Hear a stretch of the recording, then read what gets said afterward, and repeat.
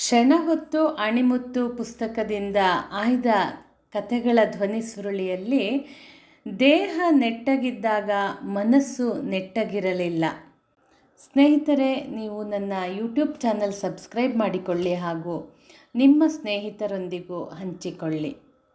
ನೀವು ಸಾಯಬೇಕೆಂದುಕೊಳ್ಳುತ್ತಿದ್ದೀರಾ?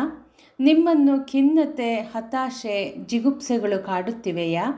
ನಿಮ್ಮ ಸಮಸ್ಯೆಗಳನ್ನು ನನ್ನೊಂದಿಗೆ ಹೇಳಿಕೊಳ್ಳಬಹುದು. ನನ್ನ ದೂರವಾಣಿ ಸಂಖ್ಯೆ ಈ ರೀತಿಯಾಗಿದೆ ಎಂದು ಈ ಜಾಹೀರಾತು ದೂರ ದೇಶದ ದಿನಪತ್ರಿಕೆಯೊಂದರಲ್ಲಿ ಆಗಿಂದಾಗ್ಗೆ ಪ್ರಕಟವಾಗುತ್ತಿತ್ತು. ಬಹಳ ಜನರ ಗಮನ ಸೆಳೆಯುತ್ತಿತ್ತು. ಪ್ರತಿ ಸಾರಿಯೂ ಕನಿಷ್ಠ 50ಕ್ಕೂ ಹೆಚ್ಚು ಜನ ಟೆಲಿಫೋನ್ ಮಾಡುತ್ತಿದ್ದರು. ತಮ್ಮ ಸಮಸ್ಯೆಗಳನ್ನು ಹೇಳಿಕೊಳ್ಳುತ್ತಿದ್ದರು. ಉತ್ತರ ಕೊಡುತ್ತಿದ್ದ ಮಹಿಳೆ ಅವರು ಹೇಳುವುದನ್ನೆಲ್ಲ ತಾಳ್ಮೆಯಿಂದ ಕೇಳಿಸಿಕೊಳ್ಳುತ್ತಿದ್ದರು. ಸಾಂತ್ವನ ಹೇಳುತ್ತಿದ್ದರು. ಯಾರಾದರೂ ಕ್ಯಾನ್ಸರ್ನಿಂದ ಬಳಲುತ್ತಿದ್ದೇನೆಂದರೆ ಜಗತ್ತಿನಲ್ಲಿ ಇರುವ ಸಾವಿರಾರು ಜನರಲ್ಲಿ ಒಬ್ಬರೋ ಇಬ್ಬರೋ ಕ್ಯಾನ್ಸರ್ ಕಾಯಿಲೆಗೆ ತುತ್ತಾಗಿರುತ್ತಾರೆ. ಆದರೆ ಸಕಾಲದಲ್ಲಿ ಸೂಕ್ತ ಚಿಕಿತ್ಸೆ ಪಡೆದವರು ಎಷ್ಟೋ ವರ್ಷ ಬದುಕುತ್ತಾರೆ. ಇಂತಿಂಥ ಕ್ಯಾನ್ಸರ್ಗೆ ಇಂತಿಂಥ ಕಡೆ ಚಿಕಿತ್ಸೆ ದೊರಕಬಹುದು ಎಂದೆಲ್ಲ ವಿವರ ಸಹಿತ ಉತ್ತರಿಸುತ್ತಿದ್ದರು. ಆರ್ಥಿಕ ಸಂಕಷ್ಟಗಳಿಂದ ಬಳಲುತ್ತಿರುವವರು ಮಾತನಾಡಿದರೆ, ಪ್ರಪಂಚದಲ್ಲಿ 1,00,000 ಜನಕ್ಕೆ ಕೇವಲ 3 ಜನ ಸಿರಿವಂತರು, ಉಳಿದವರಿಗೆಲ್ಲ ಆರ್ಥಿಕ ಸಮಸ್ಯೆಗಳು ಇದ್ದೇ ಇರುತ್ತವೆ. ನೀವು ನಿರ್ಗತಿಕರಲ್ಲ, ನೀವೇಕೆ ಹತಾಶರಾಗಬೇಕು ಎಂದು ಸಮಾಧಾನ ಪಡಿಸುತ್ತಿದ್ದರು. ಹೀಗೆಯೇ ಗಂಡ ಹೆಂಡಿರ, ತಂದೆ ಮಕ್ಕಳ, ಉದ್ಯೋಗಸ್ಥರ ಸಮಸ್ಯೆಗಳಿಗೆ ಆಕೆ ಉತ್ತರಿಸುತ್ತಿದ್ದರು. ಕೆಲವರಿಗೆ ಸಾಂತ್ವನ ಸಿಗುತ್ತಿತ್ತು. ಆದರೆ ಒಂದಷ್ಟು ಜನ ಮಾತ್ರ ಬಹುಶಃ ನಿಮಗೆ ದೇವರು ಒಳ್ಳೆಯ ಆರೋಗ್ಯ, ಐಶ್ವರ್ಯ, ಎಲ್ಲ ಅನುಕೂಲಗಳನ್ನು ಕೊಟ್ಟಿರಬಹುದು, ಸಹಾನುಭೂತಿ ಸುರಿಸುವುದು ಸುಲಭದ ಕೆಲಸ ಎಂದು ಕಟುವಾಗಿ ಟೀಕಿಸುತ್ತಿದ್ದರು. ಆದರೆ ಆಕೆ ತನ್ನ ಕತೆ ಹೇಳಿಕೊಳ್ಳುತ್ತಿದ್ದಂತೆ ಅವರು ಕರಗಿ ನೀರಾಗುತ್ತಿದ್ದರು. ಆಕೆಯ ಕತೆ ಹೀಗಿದೆ. ಆಕೆ ತಕ್ಕ ಮಟ್ಟಿಗೆ ಅನುಕೂಲವಾಗಿದ್ದವರು. ಆದರೆ ಬಾಲ್ಯದಿಂದಲೇ ಸಿಡುಕುವ, ಎಲ್ಲರನ್ನೂ ಸಂಶಯಿಸುವ ಮತ್ತು ಸಣ್ಣ ಕಾರಣಕ್ಕೂ ದೊಡ್ಡ ರಂಪ ಮಾಡಿ ಸಂಬಂಧಗಳನ್ನೇ ಕಳೆದುಕೊಳ್ಳುವ ಮನೋಭಾವ. ಆಕೆ ಎಷ್ಟು ಜಗಳಗಂಟಿ ಎಂದರೆ ಯಾರೂ ಆಕೆಯ ಬಳಿ ಸುಳಿಯುತ್ತಿರಲಿಲ್ಲ.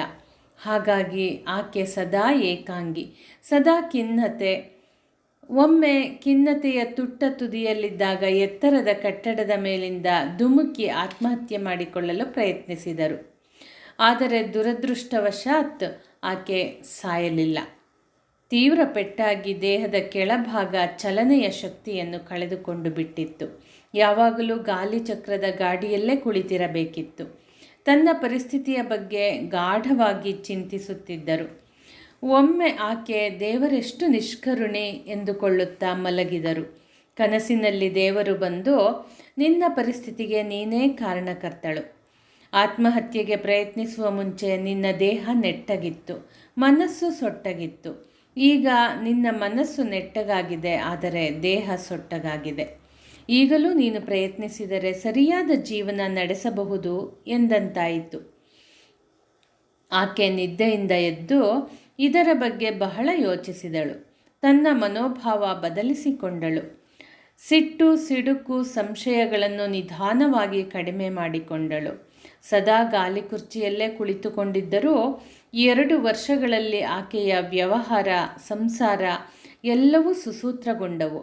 ಇದಾದ ನಂತರ ಆಕೆಗೆ ತನ್ನ ಹಾಗೆಯೇ ಸ್ವಭಾವದ ವೈಪರ್ಯತೆಯಿಂದ ಬಳಲುತ್ತಿರುವವರಿಗೆ ಏಕೆ ಸಹಾಯ ಮಾಡಬಾರದು ಎಂದೆನಿಸಿತು. ಆಕೆ ಮೇಲಿನ ಜಾಹೀರಾತನ್ನು ಕೊಟ್ಟು ತನ್ನ ಸಮಯವನ್ನು ಸದುಪಯೋಗ ಮಾಡಿಕೊಳ್ಳತೊಡಗಿದಳು. ಟೆಲಿಫೋನ್ ಮಾಡಿದವರಿಗೆಲ್ಲ ಪರಿಹಾರ ಸಿಗದಿದ್ದರೂ ತಮ್ಮ ಸಮಸ್ಯೆಯನ್ನು ಮತ್ತೊಬ್ಬರು ತಾಳ್ಮೆಯಿಂದ ಕೇಳಿಸಿಕೊಂಡ ಸಮಾಧಾನ ಅವರಿಗಾಗುತ್ತಿತ್ತು. ಎಷ್ಟೋ ಸಂದರ್ಭಗಳಲ್ಲಿ ಈ ಕೇಳುವಿಕೆ ಸಾಯಲು ಹೊರಟವರನ್ನು ಬದುಕಿಸಿದೆ ಎಂದು ಬಲ್ಲವರು ಹೇಳುತ್ತಾರೆ. ಸ್ನೇಹಿತರೆ, ಮತ್ತೆ ಮುಂದಿನ ಸಂಚಿಕೆಯಲ್ಲಿ ಭೇಟಿಯಾಗೋಣ. ಧನ್ಯವಾದಗಳು.